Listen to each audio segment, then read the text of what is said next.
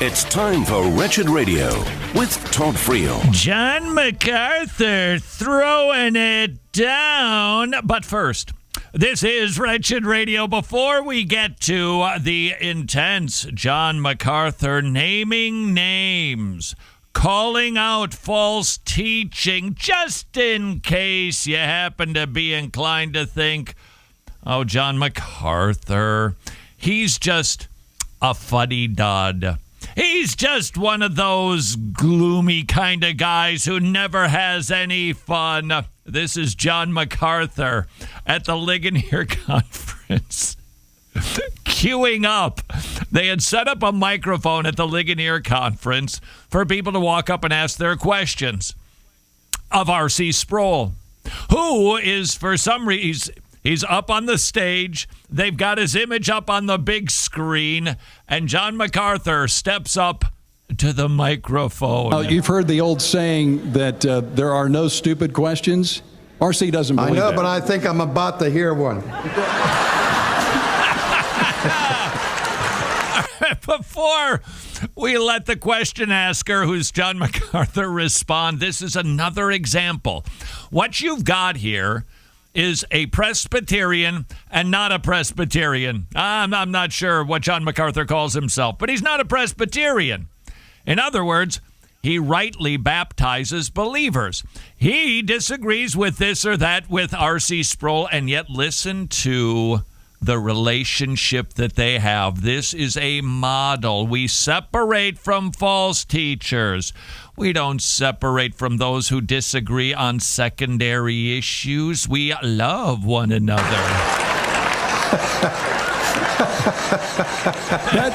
R.C., that was not the segue I was anticipating.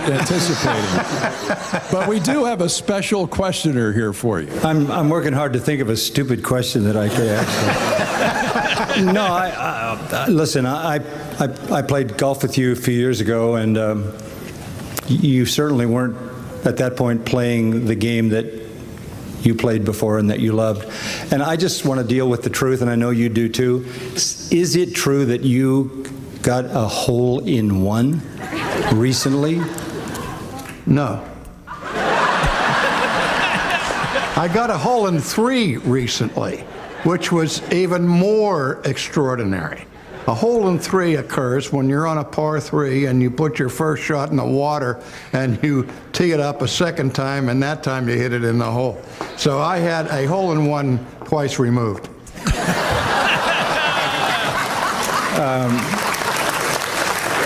Hey, if you're a pastor, you get a mulligan, so it's a real hole-in-one. Thank you, John.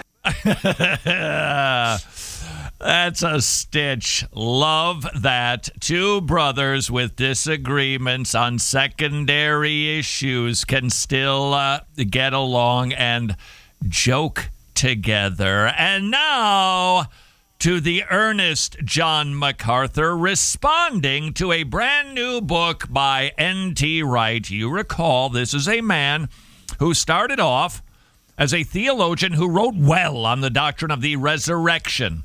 Well, then, as the years passed, his trajectory was revealed as veering to the left when new perspectives on Paul appeared.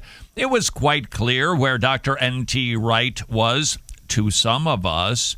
Now it seems crystal clear, even though it's kind of hard to figure out exactly what N.T. Wright believes. Even in evangelicalism, there is what is now being called the new perspective on Paul.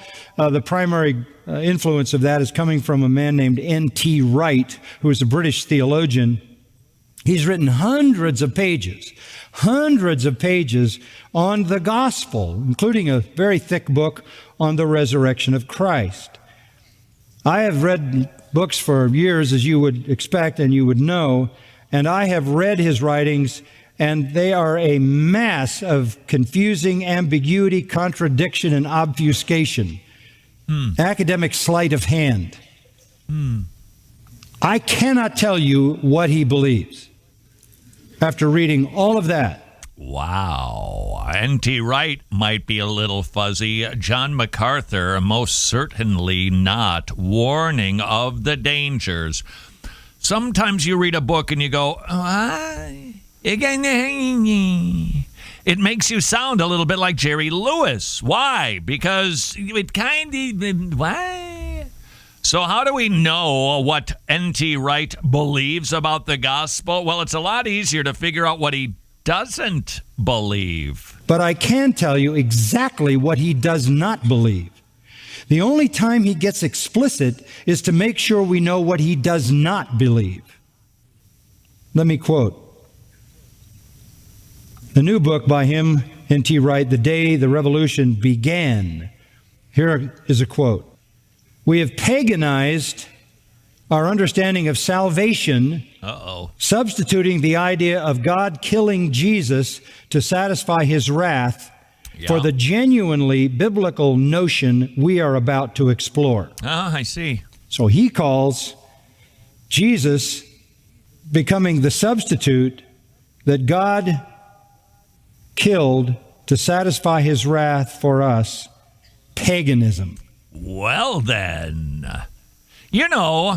the doctrine over which the Reformation was fought, justification, penal substitutionary atonement, N.T. Wright calling it paganism. Hold on. It just keeps getting worser. Further, he says, that Christ died in the place of sinners is closer to the pagan idea of an angry deity being pacified by a human death than it is to anything in either Israel's scriptures or the New Testament. So he rejects substitutionary atonement. He rejects Jesus as the sacrifice that God chose to die for our sins. He is very clear on what he rejects. He rejects the idea that our sins are imputed to Christ. He rejects the idea that his righteousness is imputed to us. What is the big question of the Bible? The biggie, what must a man do to be made right with God? So I've got a question for N.T. Wright, if you're listening. Yeah. Then how is a man made right with God? If it is not the death, burial, and resurrection of Jesus Christ, what do we do on Judgment Day? How do we face the wrath of God? How do our sins get forgiven? Please, N.T. Wright, let us know, because if penal substitutionary atonement is a pagan doctrine, then what is our hope, sir?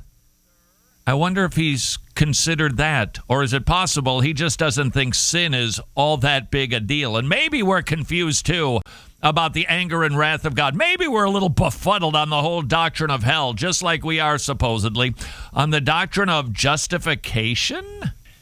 This is not the gospel, he says. This is paganism. To worship God as one who justifies by imputation, he says, is nonsense. That's the glorious doctrine that the Reformation was fought over. That was the mother of all doctrines right there. Imputation versus being infused with righteousness, credited as righteous. That's the gospel. N.T. Wright says it's not. I quote, if we use the language of the law court, it makes no sense whatsoever to say that the judge imputes, imparts, bequeaths, conveys, or otherwise transfers his righteousness to either the plaintiff or the defendant. Is he reading the book of Romans? Apparently not. Righteousness is not an object, a substance, or a gas which can be passed across the courtroom. This gives the impression of a legal transaction, a cold piece of business, almost a trick of thought performed by a God who is logical and correct, but hardly one we want to worship. Wow. He goes on to say, no one will be justified until he reaches heaven. Well, then, one wonders how that works. Is the love strawman. Love it. You call it something that it isn't, and then clearly knock it over. N.T. Wright, another man with a beard and an accent. He's going to teach us about a new perspective on Paul. Okay, not a good straw man, but that's the modus operandi. Let's paint it as something that it's not, to tell people how foolish he thinks it is. Further, he says, I must stress again that the doctrine of justification by faith is not what Paul means by the gospel. The gospel is not an account of how people get saved. Really? 1 Corinthians 15, 1 and 2, now I make known to you, brethren, the gospel by which you are saved. That pretty much sums it up. N.T. right is N.T. wrong. And he's NT dangerous. And he keeps writing NT books. And there are more people that are following him. If we love the gospel, the glorious gospel, a penal substitutionary atonement, and we do, we fight over this one. Warn people of NT right. Ask your bookkeeper, your bookshop keeper person, why are you carrying a book that is not orthodox? This is Wretched Radio. Thanks for listening to the Wretched segment du jour. If you'd like more Wretched, you can listen to the most current stream for free at wretched.tv/listen, or you can become a club member and listen to our entire archive. Wretched, reaching the lost, equipping the saints, and strengthening the local church.